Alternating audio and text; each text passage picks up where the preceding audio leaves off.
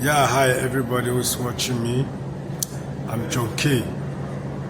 Good morning to everyone who's watching me.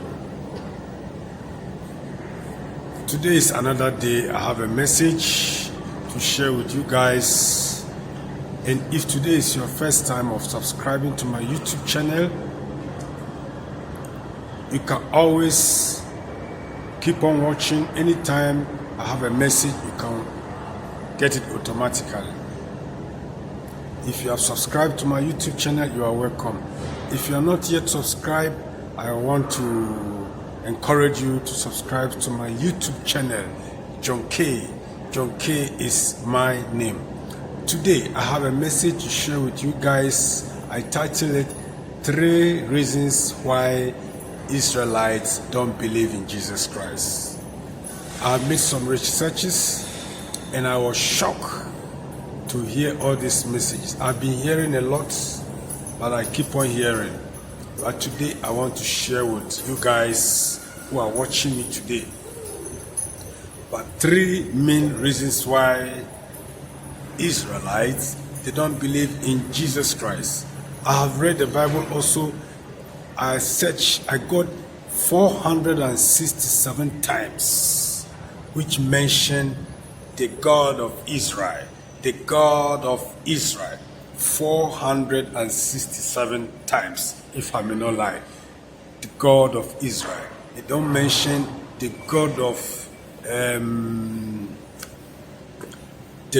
Zaire, or the God of Cameroon. He don't mention the God of Ghana. He don't mention the God of Nigeria.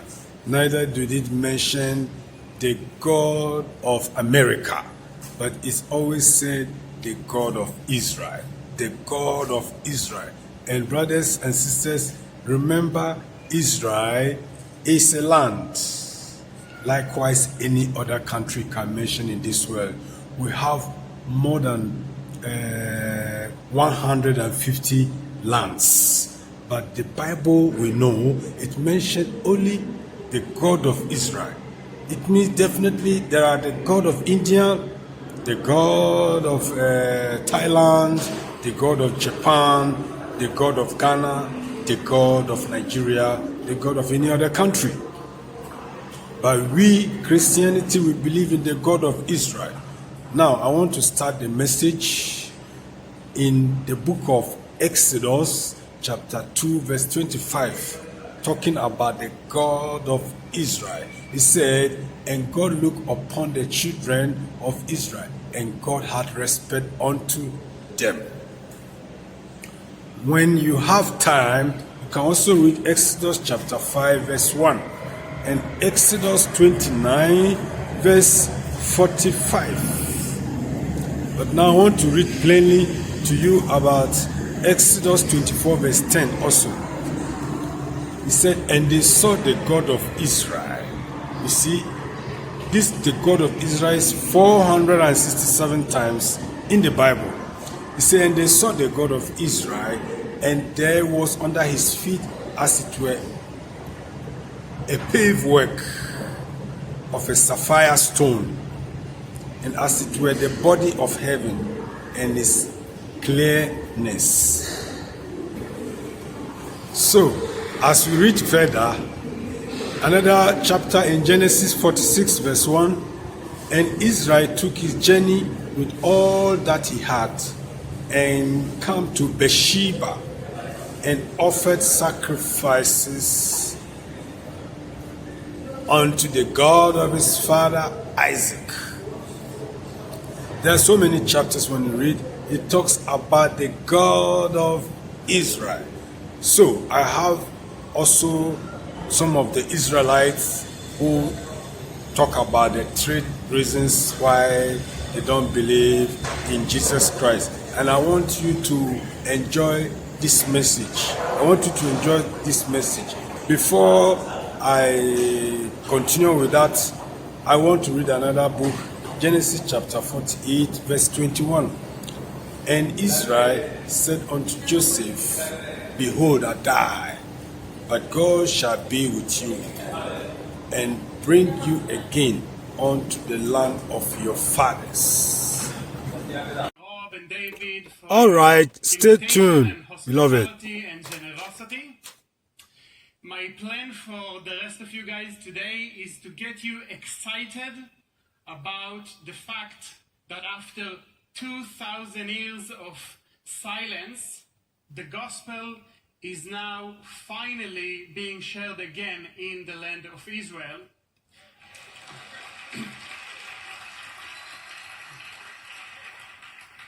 And I would also share with you the three main reasons why Jewish people do not follow Jesus. As some of you already know, our ministry, One for Israel, became kind of the leading evangelistic initiative in Israel, sharing the gospel with millions of Jews all over Israel. But before I dive into that, I would like to apologize to you all in advance. As an Israeli Jew, English is my second language, which, by the way, I've learned mainly by watching Seinfeld. True story, true story. So, if here and there I get stuck, show me some grapes. Up until a few years ago, Jewish Israelis coming to know Jesus as their Messiah used to be an extremely rare happening. In fact, 70 years ago, with the re-establishment of the State of Israel, there were only 30 Jewish believers in Jesus all over Israel. Just 30. But in the last 4 or 5 years, we see a dramatic change. And that is what I will be talking to you about today. First, I'm going to show you on the screens a short 3 minutes video that explains kind of everything that One for Israel is doing, because I'm only going to be concentrating on one thing. Enjoy. Over the last 70 years, Israelis have been at the center of the struggle, hungry for meaning, asking questions and searching for answers. Many find joy in the comfort of the world, while others drown in the sorrow of disappointment. But some have found the answer in one name, Jesus, or as we call him in Hebrew, Yeshua. One for Israel is an initiative of native-born Israelis who are on the forefront of high-tech evangelism, bringing salvation to inform their communities. And with an emphasis on winning souls, building disciples, and sending leaders, we promote the kingdom of God to both Jews and Arabs throughout the land of Israel. Our Bible college has now grown into a certified educational institution offering bachelor's and master degree programs, bringing Jews and Arabs together in the classroom and experiencing peace and unity in the name of Yeshua. From our campus, located in central Israel, we work together to proclaim the gospel of the Messiah through websites, a radio station, a television studio, classroom instruction, and the largest Christian library in Israel.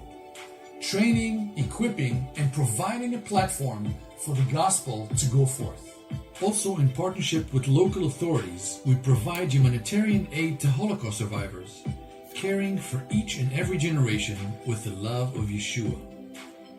Israel has an edge of internet technology, and with more Israelis online per capita than even the United States, Israel continues to be ripe for evangelism on the digital frontier. iGod, Messiah, Isaiah 53, Ex-Rabbi, and I Met Messiah, among others, are all tools and outlets for knowledge of the Messiah. We want to promote the message of the gospel in the land of Israel through the cooperation of Christians worldwide. Together, we can care for, educate, and reach out to both Jews and Arabs in the land of Israel.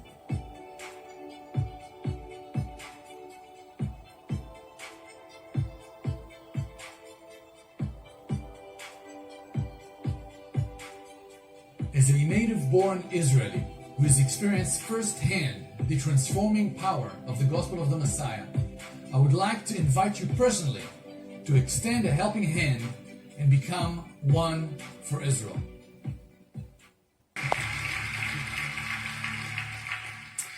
Okay, on the screen you saw the president of One for Israel, my boss, Dr. El Soref. This is my other boss. And you can pray for us, and later on you will learn why and how. I myself came to know the Lord about 20 years ago. Some of you are now looking at me and asking yourself, were you even alive 20 years ago? I'm actually 35, I just look young. And I came to know the Lord because I was challenged and provoked to jealousy by Gentile Christian believers while I visited Canada for a few weeks. And God really blessed me in the ability to combine two of my greatest passions in life. One of them is my professional background, which is media and advertisements. And the other one is the word of the Bible, theology, the gospel, and I'm actually about to just now complete my doctorate with Dallas Theological Seminary. Don't worry, I'm not, thank you. I'm not I'm not anything. Today my role with One for Israel is the Director of Evangelism and Apologetics. And let's talk about that. Let's talk about evangelism and Israel today.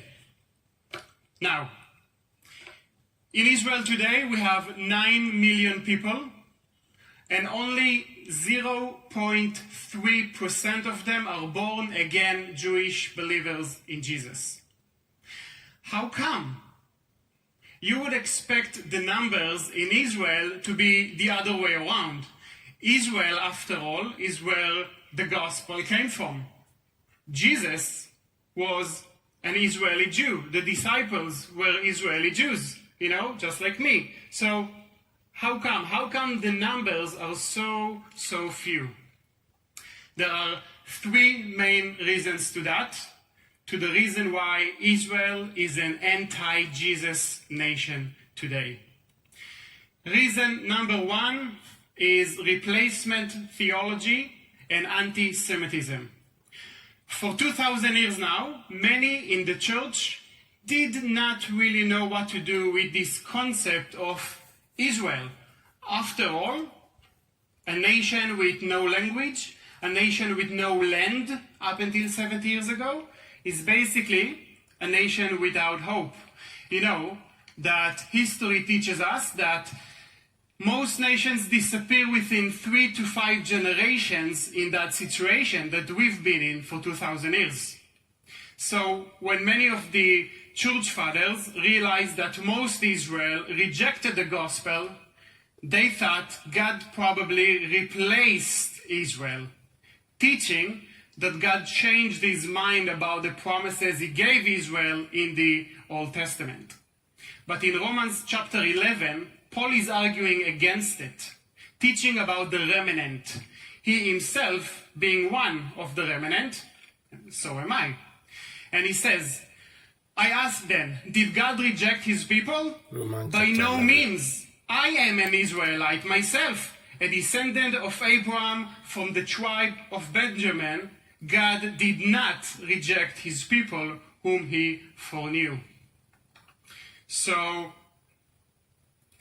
the problem is that replacement theology oftentimes leads to anti-Semitism. A few examples: the Crusades, the Inquisition. And Inquisition, if you don't know, it's when Jews would be forced to convert to Christianity against their will, and they had to choose that or dying. Pogroms. Pogroms mainly happened in the 19th and 20th century in East Europe, where mainly Catholics would come in the middle of the night into Jewish villages, put the village on fire and massacre the people, including some of my own family. Blood labels. Blood labels is when Christians are used to tell one another, also Eastern Europe mainly, that during Passover, we Jews kidnap Christian kids, we kill them, and we turn them into matzah balls for our Passover meal. Now this is obviously a big fat lie. We never did that. We turned them into gefilte fish. Another example is the Holocaust. My grandmother was able to escape the Holocaust not before she was tortured by the Nazis, who did things to her such as pull the nails out of her fingers, telling her that that's because she rejected Christ. If you go to the Holocaust Museum in Israel, you'll see a big picture of the Pope and Adolf Hitler together shaking hands with one another. My point is not to criticize the Catholic Church. My point is to show you how we Jews automatically associate you all, Gentile Christians, with this horrible history. We Jews think that all Christians are under the Pope, and we Jews think that to some degree all Christians dislike us. And that is why it's very easy for us Jews to put you all in a box and ignore your Gentile message and ignore your Gentile God. But, we cannot really escape. I cannot escape my Jewishness, even as a follower of Jesus. You only have to look at my big Jewish nose to realize that. And we and our team, we are not something foreign, something different, who speaks this other language and looks different. We are one of them. We are Jews ourselves, we are Israelis, we speak Hebrew. By the way, my French accent is not French, it's Israeli accent. And that all leads me to reason number 2. Reason number 2, I call it blind love to Israel, sometimes. And it's sometimes also known as dual covenant theology, which basically means that we Jews are saved just because we are Jews, having nothing to do to our faith or unfaith in Jesus. Okay, so if we are saved without Jesus, nobody needs to tell us. There is no reason to tell us about Jesus. So that's reason number 2. And this one is pretty much the other extreme of the first reason. It's the kind of people who love to quote to me Psalm 122, pray for the peace of Jerusalem. But they never ever quote Paul's prayer in Romans chapter 10. My heart's desire and my prayer to God for Israel is for their salvation. So I believe that the peace King David was praying for, that we all love to quote, will only happen when Paul's prayer will become true. And I know most of you probably know by heart Genesis 12:3, I will bless those who bless you. But my question is, what does it mean to bless Israel? How do you bless Israel? If your love for Israel is only expressed as a political love and support, then that is not really blessing Israel. I want to share with you the top causes evangelical Christians in the world give money to in Israel the most, thinking they are blessing Israel. And this is mainly for building Israel physically. Building religious schools, building synagogues, building settlements, etc., etc. And I'll share with you one example. Kind of a well-known guy from here in Texas, Pastor Hagi. And a couple of years ago, he put together a large event where he gave over $3 million to 23 Israeli organizations. By the way, that's public knowledge. Okay, now, that is very generous of him. That is very generous of him. But guess how many of these organizations in Israel that the Christian money came from were of believers in Jesus? None. Absolutely none. So while these are not bad causes that the money goes to, okay, we believe that if you don't bless Israel by building us spiritually, meaning if you're not sharing with us about our Jesus, our Messiah, then are you really blessing us? Or are you just sending us to hell on a full stomach?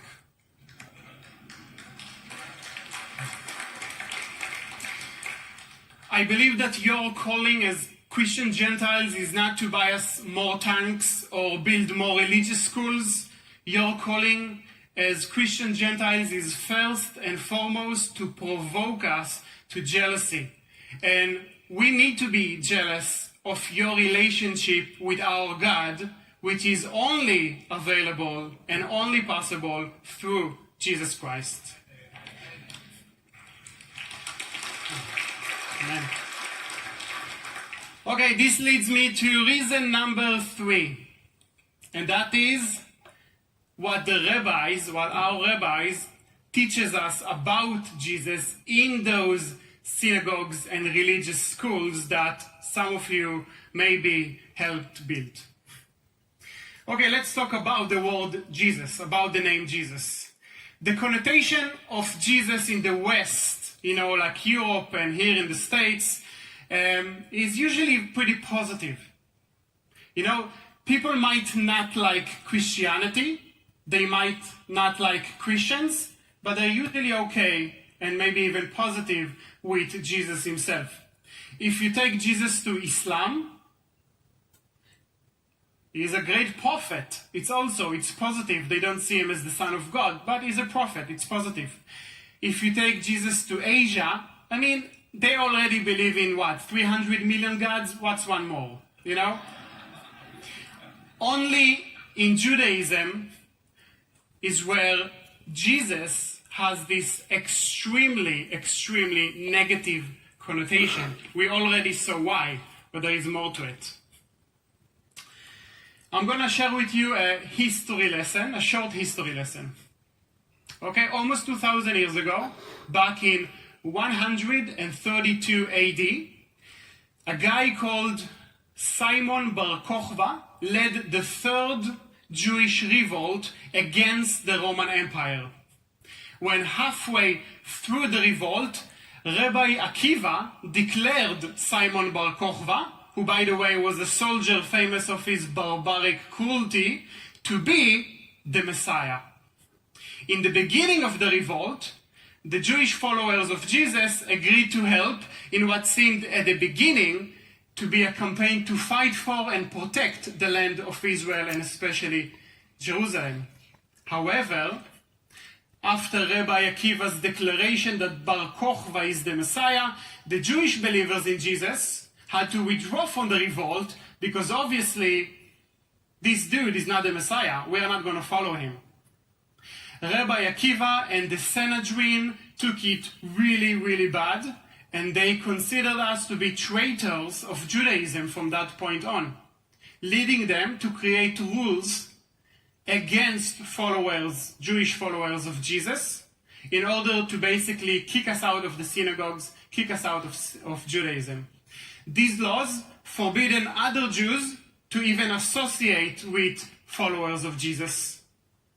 Until today, 3 times a day in every synagogue, they repeat the Birkat Haminim, which is benediction concerning the heretics. Guess who are the heretics? A prayer that is basically cursing Jesus and his followers. And we, as followers of Jesus, we cannot pray that prayer. Therefore, we cannot be in the synagogue. Therefore, we cannot be inside the heart of Judaism. Later on in the Talmud is the Jewish Holy Scriptures, the rabbis added awful, false stories about who Jesus was. One example, it says that his mother, Mary, committed adultery with a Roman soldier, and that's how Jesus came about. Another story says that Jesus was an idol worshipper who got his powers from Satan. Sounds familiar? Another story is of a guy named Onkelos who was a Tana. A Tana is a great rabbinic sage. And in his case, he was an expert in mediumship. Mediumship is the ability to communicate with the dead. Or maybe I should be pointing down. According to that story in the Talmud, They asked Onkelos to communicate with Jesus from the dead, and so he did. And he asked Jesus, again, that's according to the story in the Talmud, not my opinion. He asked Jesus, where are you and what is going on with you? And Jesus replied, I am in hell, and my punishment is to be boiled in feces forever and ever, because I was a false Messiah and a false prophet.